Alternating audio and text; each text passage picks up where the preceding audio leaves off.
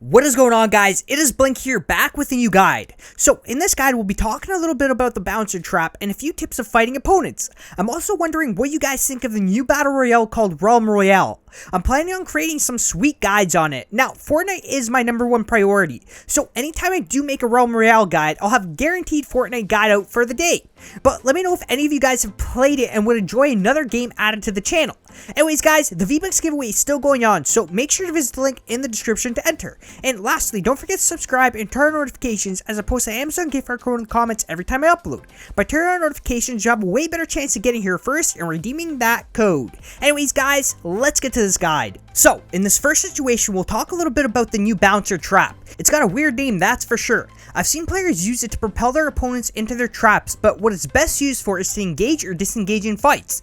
I noticed some players placing it on the ground and realize it's pretty bad when trying to get some distance with it. What you have to do is place it on a wall behind you, just like I do here. I have my bouncer trap ready, and once I jump at my wall, I place it. In this situation, there was a fight that was going on and just finished up. I was now facing the last player, and I knew that he might need to heal. So instead of letting him heal, I used the bouncer trap to get closer to this player to not allow that heal. Found him below using a med kit. Now, I'm not sure how much time he had left on the med kit, but I most likely saved myself from a harder fight by catching him early with the help of the bouncer trap. So it's not like a jump pad where you can travel super far distances, but it's just as good in its own way. Because remember, you also don't take any fall damage when using it. So say you're in a crazy build battle and you want to disengage, use the bouncer trap to get away from your opponent super quickly. No glider deploys, so you might be able to get away unnoticed. Now, when you pick up the bouncer trap, they come in stacks of 3, which is pretty awesome. So say I need to get away from the storm. 3 of them can actually get you pretty far.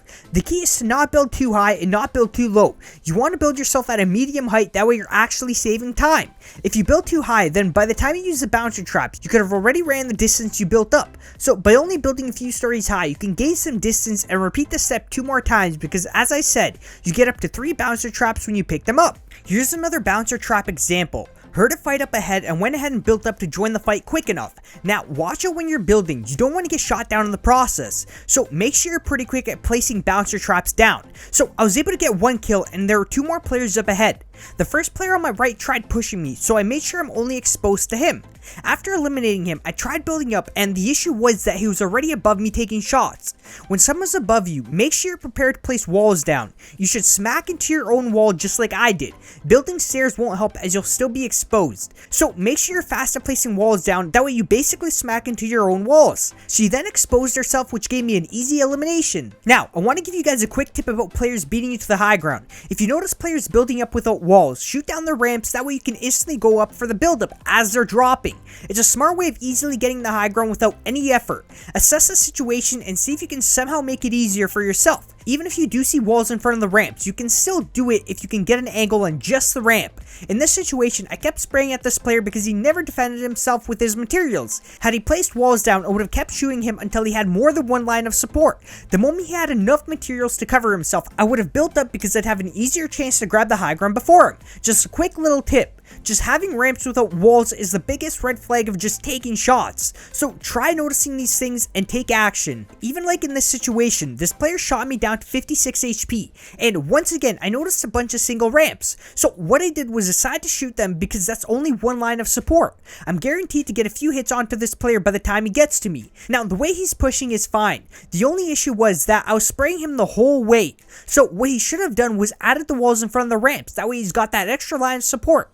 I'll also sometimes push with just ramps. But the moment I noticed my opponent spraying at me, that's an instant wall in front, which is what this player failed to do.